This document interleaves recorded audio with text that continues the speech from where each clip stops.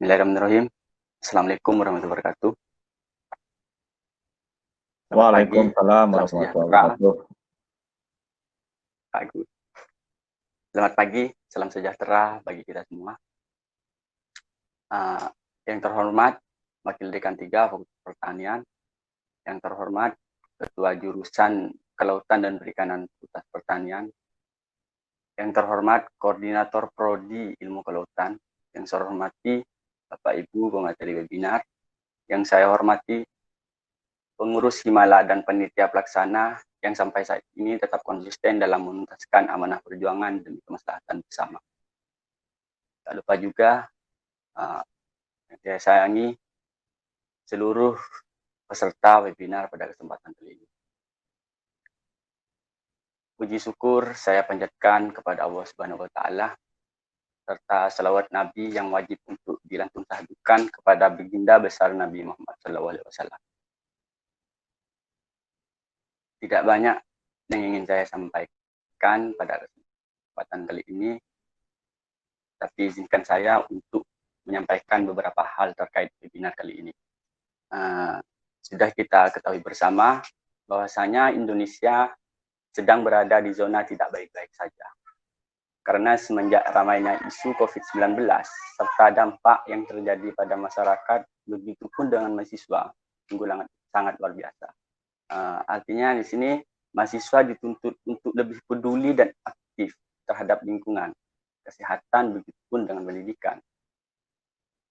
Kita ambil contoh pada beberapa tahun yang lalu, kita sudah masuk di era revolusi industri 4.0, yang artinya segala aktivitas akan dihadapkan dengan persoalan-persoalan digital. Maka benar jika kemudian Kemendikbud Bapak Nadiem Makarim menerapkan kuliah online atau yang kerap kita sebut DAT. Disitulah implementasinya. Maka benar jika UTM juga menerapkan hal yang sama. Keberadaan kampus kita ini berada di pulau kecil yang diberi nama Madura, di mana Madura memiliki potensi-potensi luar biasa, salah satunya sumber daya pesisir dan laut. Pada prinsipnya, sumber daya manusia Madura saat ini tidak tinggal diam dalam upaya pengembangan potensi tersebut. Kita ambil contoh di daerah pesisir bagian utara, selatan maupun bagian pulau-pulau kecil. Di sana sudah ada aktivitas pengembangan, salah satunya di bidang wisata. Ada yang berupa wisata selam, snorkeling, dan lain sebagainya. Namun jika hal ini tidak dijaga dengan baik dan tidak jelas payung hukumnya, maka besar kemungkinan sumber daya laut kita akan terkena dampak yang nantinya akan berimbas terhadap keberlanjutan kehidupan yang akan datang. Oleh karena itu, besar harapan saya terhadap pemateri untuk memberikan pencerahan atau stimulus terhadap mahasiswa dan masyarakat pada umumnya tentang peran yang harus diambil, sehingga kita bersama-sama komitmen untuk menerapkan secara nyata. Mungkin itu saja yang dapat saya sampaikan. Kurang lebihnya mohon maaf. Assalamualaikum warahmatullahi wabarakatuh. Waalaikumsalam warahmatullahi wabarakatuh. Waalaikumsalam warahmatullahi wabarakatuh. Lalu yang selanjutnya yaitu sambutan oleh Koor Prodi Ilmu Kelautan Universitas Sriwijaya Madura, Ibu Ari Giri Dwi Kartika. Waktu dan 4 kami persilakan.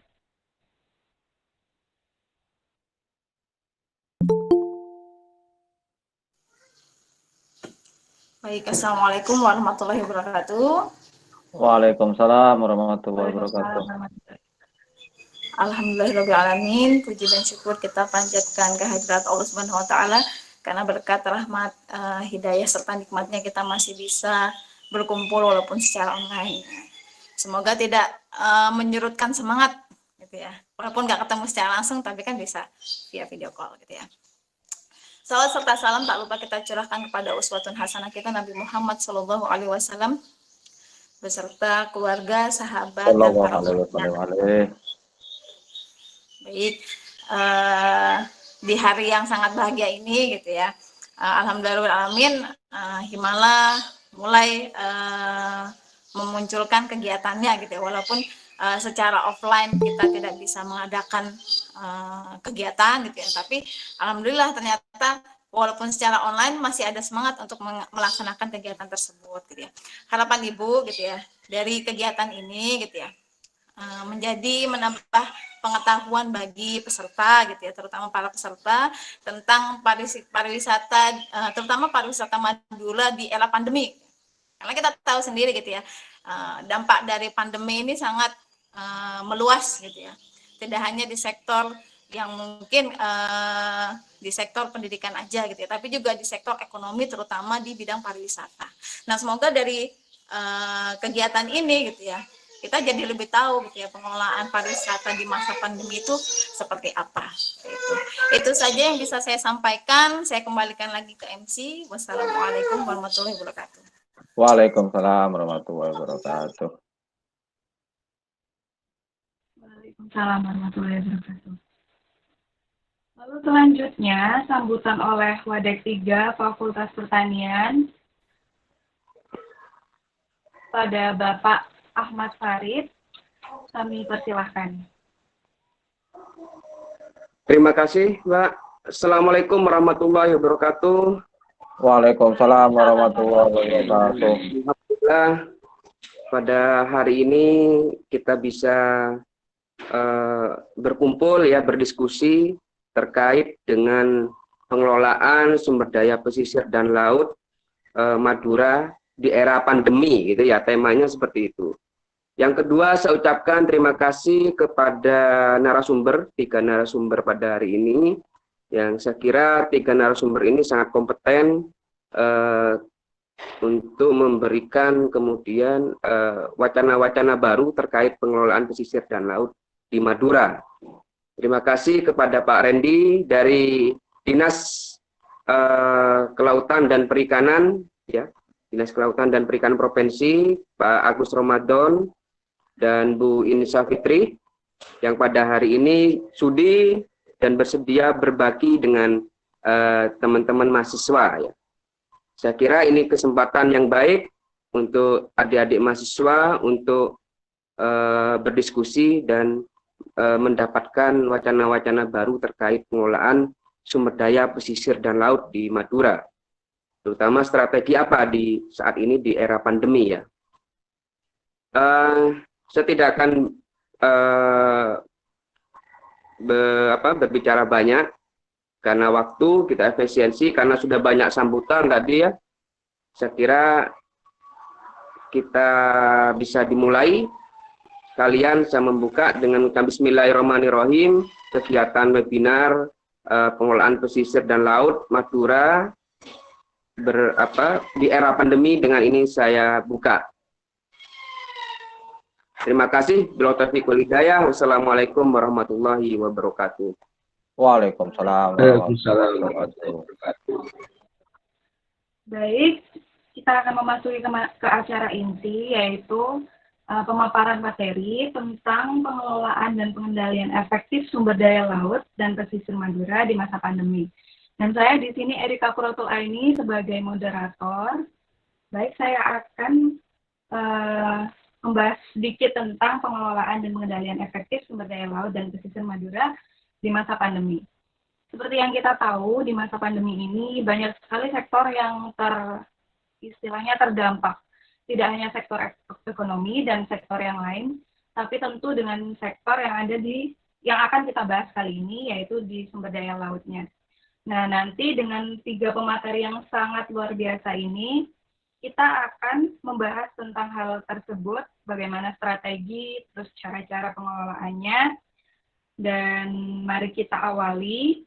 Yang pertama, penyampaian materi tentang biota laut dan pesisir yang sangat berpotensi oleh Ibu Insa Fitri, ST MSc PhD.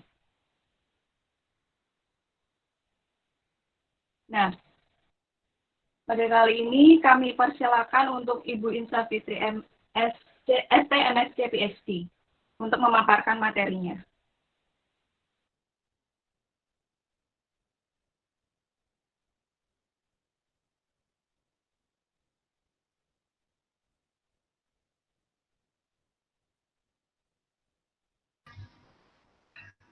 Halo, Assalamualaikum warahmatullahi wabarakatuh. Waalaikumsalam warahmatullahi wabarakatuh. Waalaikumsalam warahmatullahi wabarakatuh. Bentar ya, saya mau share slide-nya dulu ya, tunggu ya. G. Presentasi. Jendela. Oh ini ya. Oke.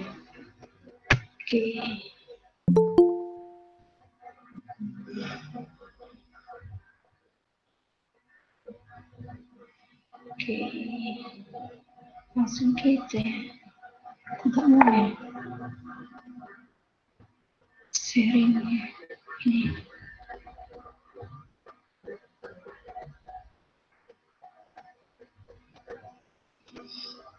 Sepertinya Ibu itu sudah dengan sharing. Yo, sudah kelihatan belum ini slide-nya? Kelihatan, Bu. Sudah kelihatan. Oh, ke PPT aja langsung ya. Oke. Bentar. Oke, kamera saya biar saya hidupkan dulu. Udah ya, kelihatan ya? Kelihatan, Ibu. Oke, kita mulai. Assalamualaikum warahmatullahi wabarakatuh. Waalaikumsalam warahmatullahi wabarakatuh. Yo, saya semangat sekali hari ini mempresentasikan slide saya hari ini. Tadi pagi sudah mandi parfum, sangat wangi sekali ruangan saya. Silakan datang. Kita akan mulai presentasi kita mengenai pengelolaan potensi sumber daya laut Pulau Madura secara quick wins. Jadi ini ada kata kuncinya ya. Jadi bagaimana sih pengelolaan sumber daya laut? Nanti kita akan bahas bagaimana sih sumber daya laut yang ada di Madura agar kita nanti juga kata kuncinya adalah quick wins. Jadi biasanya yang quick apa? Yang cepat-cepat gitu ya. Itu selalu menang, tapi tidak selalu ya. Kadang yang lambat juga ataupun yang kurang cepat juga bisa menang gitu ya. Tapi kita coba kita pakai kata kunci ini quick wins ya. Tadi CV saya belum dibacakan juga ya. Mungkin ada yang belum kenal saya Indra Fikri dari Ilmu Kelautan. Mungkin kalau yang ada yang dari luar kelautan nggak ini? Nggak ada ya? Insya Allah nggak ada, Bu. Oh, nggak ada ya. Oke, itu nggak enak banget ya kita presentasi tapi nggak ada orangnya gitu. Sangat kurang banget ini anunya. Tapi bagaimanapun saya tetap semangat karena kalau Pak Agus tadi penyemangatnya Bu Ari, kalau saya semangatnya kalian semua dah. Kita mulai aja ya. Amin. Kita mulai saja. Jadi, oke. Kita mulai dari di Pulau Madura itu ya, yang karena tadi salah satu kuncinya adalah pengelolaan sumber daya yang ada di Pulau Madura. Mungkin banyak yang sudah menelusuri bagaimana sih keadaan dari Pulau Madura itu sendiri. Nah, secara geologi, jadi sejak zaman dulu kala gitu ya, kita dongeng dulu. Pulau Madura ini secara geologis merupakan kelanjutan bagian dari utara Jawa. Jadi memang di utara Jawa itu banyak perbukitan kapur gitu, berarti dari Rembang, Jepara, ke Tuban gitu. Ini juga merupakan kelanjutan dari pegunungan kapur yang terletak di sebelah utara dan sebelah selatan dari lembah Solo, katanya gitu. Jadi bukit-bukit kapur di Madura merupakan bukit-bukit yang lebih rendah, lebih kasar dan lebih bulat daripada bukit-bukit yang ada di Jawa. Nah, makanya kita lihat memang Pulau Madura ini banyak sekali bukit-bukit kapurnya. Di samping itu, ditelisik kalau Anda lihat bahwa peta pada zaman dahulu itu kita belum bisa tuh menemukan Pulau Madura. Nah, karena memang banyak bukti menyebutkan bahwa Pulau Madura ini merupakan dulunya itu adalah dari secara geologisnya itu pengangkatan dari dasar laut. Nah, makanya walaupun dari kapur ternyata Pulau Madura ini sangat subur. Dan saya sudah membuktikan, saya banyak bercocok tanam di rumah, apapun bisa hidup gitu. Jadi di samping itu luas Kepulauan Madura ini kalau kita lihat ya, ini kurang lebih sekitar 5.168 km persegi. Percaya nggak?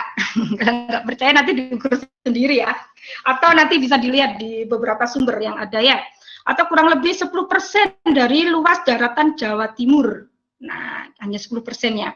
Terdapat 127 pulau. Nah, ini kali ini Pak Agus nih, silahkan nanti tanya Pak Agus, bener nggak ya Pak ya, segitu gitu ya.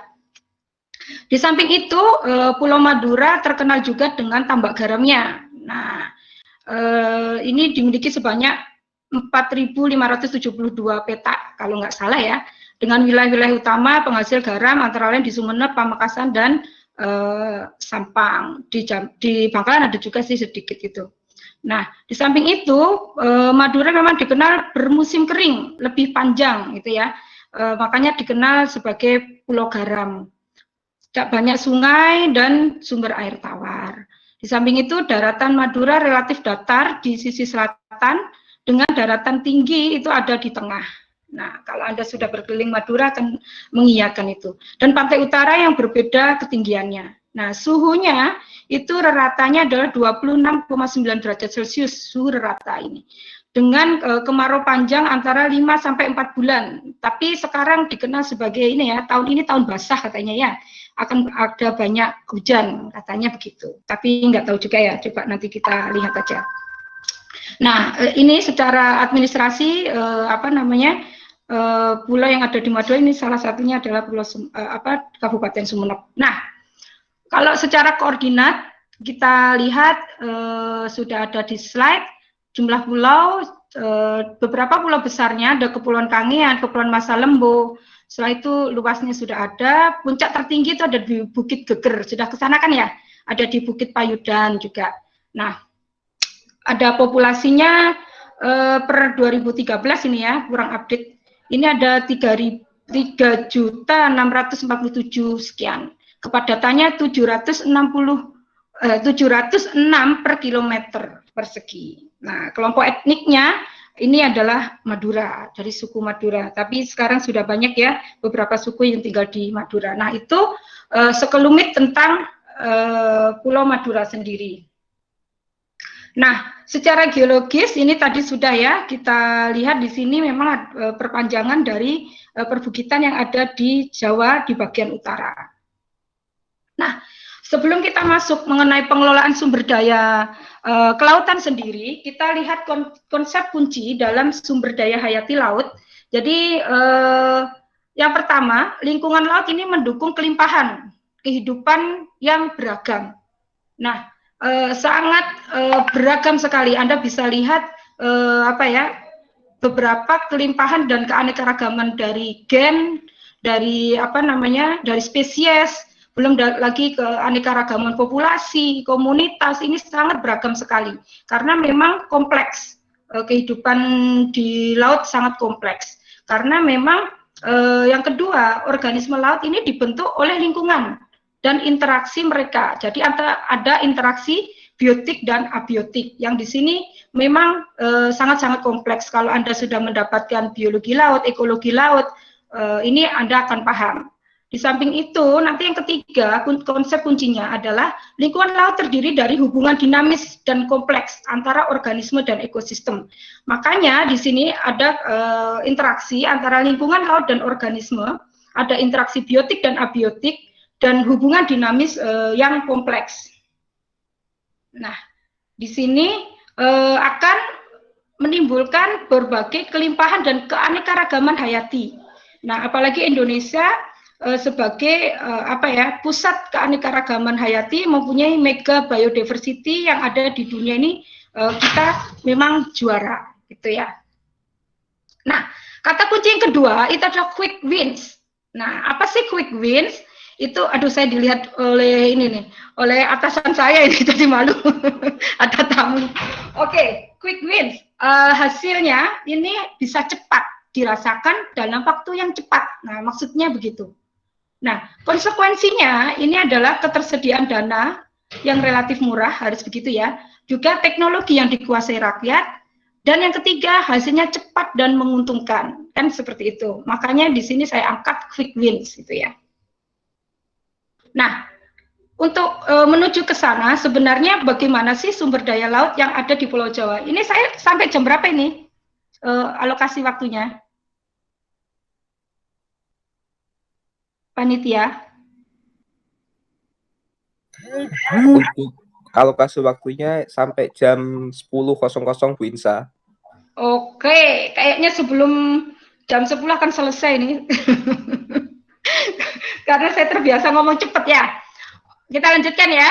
Nah, tadi kan kita kesini nih. Bagaimana sih sumber daya laut yang ada di Pulau Madura? Kalian kan pengen tahu juga ya.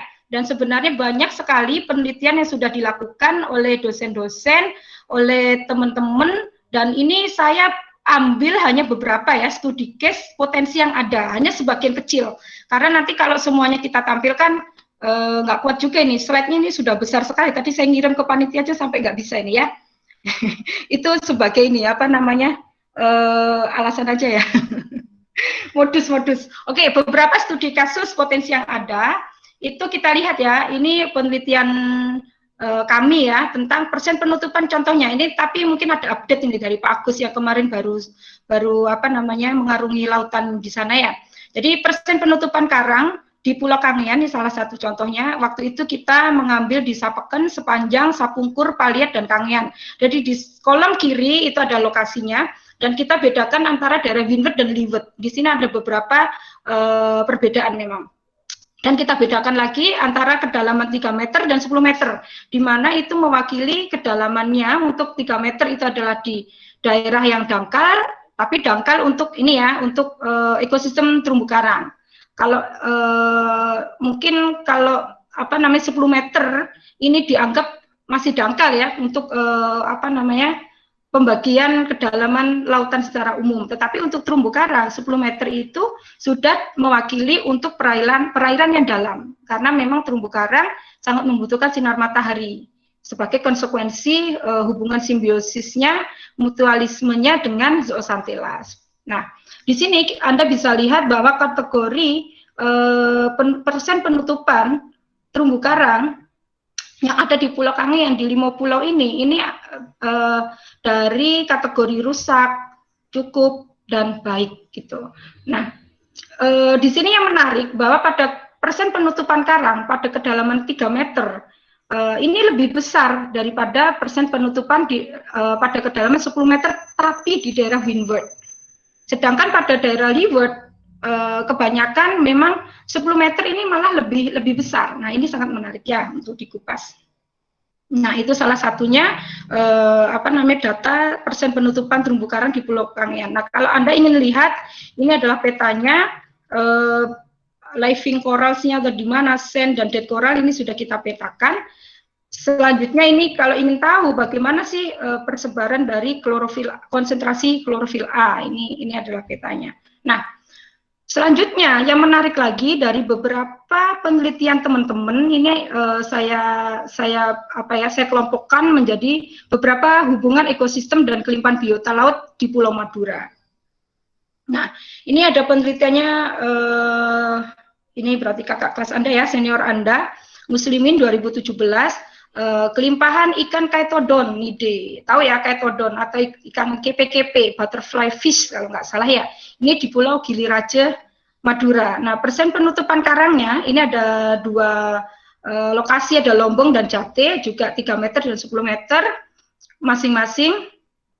Nah, kalau kita lihat bahwa penutupan karang pada kedalaman 3 meter itu lebih tinggi daripada kedalaman 10 meter. Nah, ini berakibat pada kelimpahan ikan Chaetodonide pada kedalaman 3 meter itu lebih banyak daripada di 10 meter di lokasi tersebut. Nah, artinya memang apa namanya karang ini merupakan habitat yang sangat penting bagi ikan ya. Kalau ikan mungkin habitatnya di terumbu karang gitu ya. Kalau Pak Andi habitatnya ada di Hatiku gitu ya. Oke, kita lanjutkan. Ini contohnya lamun dan kelimpahan ikan. Nah, persen penutupan lamun dan kelimpahan ikan di Pulau Kotoran Madura ini skripsi dari senior Anda, ini Nizar 2017. Kita lihat bahwa ada 4 stasiun, di mana sumbu X-nya stasiun, yang sumbu Y-nya ini adalah apa ini? Lupa saya. Ini kayaknya kelimpahannya ya. Nah, pada stasiun 1 dan 2 mempunyai persen penutupan lamun 25 sampai 50%. Nah, ini mempunyai kelimpahan ikan yang lebih banyak daripada stasiun yang mempunyai persen penutupan lamun yang lebih sedikit. Nah, artinya juga bahwa lamun ini sangat penting untuk mendukung ataupun habitat penting untuk ikan yang ada di Pulau Madura, di Pulau Kotoran ini studi case-nya ya. Nah, kita lihat juga interaksi antara individu dengan ekosistem. Ini adalah kelimpahan gastropoda pada kerapatan mangrove. Ini studi case-nya di Rhizophora mucronata. Ini pada kerapatan mangrove yang berbeda. Ini adalah hasil dari penelitian Mahdi 2016. Nah, di sini Anda bisa lihat ternyata jenis epifauna, trifauna, dan infauna ini spesifik. Bahwa, ini loh spesies yang ada di epifauna, terdiri dari Rhinoclavis sinensis dan lain-lain itu tidak ditemukan pada habitat yang ada di pohonnya. Dan ternyata yang ada di epifauna dan trifauna itu tidak kita temukan di infauna. Jadi memang spesifik spesies yang ada di mangrove tersebut. Jadi Anda bisa membayangkan bahwa memang semuanya itu kompleks, sangat tergantung hubungan abiotik dan biotik itu memang sangat memungkinkan. Dan Anda bisa lihat pada kelimpahan gastropoda, pada kerapatan yang rapat, sedang, dan jarang, ini saya beri warna merah ya, di situ bisa dilihat bahwa kelimpahan gastropoda itu akan lebih banyak pada kerapatan mangrove yang rapat, bila Anda bandingkan ya. Hasil yang sama terjadi pada stasiun 2. Jadi seperti hasil yang tadi kita sebutkan bahwa kelimpahan gastropoda itu akan lebih banyak pada kerapatan mangrove yang rapat daripada di sedang ataupun jarang. Nah, di sini bisa kita simpulkan bahwa interaksi biotik dan abiotik membentuk hubungan yang kompleks dan dinamis yang membuat keanekaragaman hayati laut Madura sangat unik dan perlu dikaji secara berkelanjutan. Nah, ini merupakan peluang ya untuk Anda ya untuk melakukan kajian. Nah, bagaimana cara pengelolaan secara quick wins? Nah, ini yang akan kita bahas selanjutnya. Jadi saya terinspirasi tadi ada beberapa artikel yang saya baca. Coba kita kelompokkan. Yang pertama bidang kelautan perikanan itu yang paling banyak dikaji, salah satunya adalah perikanan tangkap. Di sini saya dapatkan dari Bappenas, juga tadi saya lupa untuk mengcapture tahunnya ya. Jadi ini adalah hasil analisis diagram tulang ikan untuk permasalahan perikanan tangkap. Nah, ini ahlinya Pak Randy nih. Nah, nanti bisa tanya ke beliau. Nah, di sini ada beberapa faktor ya yang mempengaruhi sustainability perikanan tangkap. Nah, itu adalah fasilitas dan infrastruktur. Nah, di situ dikaji banyak sekali, ada suplai BBM, ada keterbatasan prasarana, ada sistem logistik. Nah, di samping itu ada teknologi, nanti terdiri dari alat bantu penangkap ikan, ada kapal ikan, ada alat penangkap ikan, banyak sekali di sini yang mempengaruhi juga SDI. Di sini ada pemanfaatan dan yang melebihi daya dukung dan lain-lain ya. Juga kelembagaan ini juga sangat penting. Ini yang akan mempengaruhi agar kita bisa quick wins gitu ya. Juga kebijakannya. Sistem perizinan belum efisien dan transparan, sistem pendataan masih bersifat pasif dan lain-lain. Juga yang tidak kalah penting yang mempengaruhi itu ada SDM. Dari pemerintah, dari nelayan, semuanya juga harus memenuhi ke sana ya.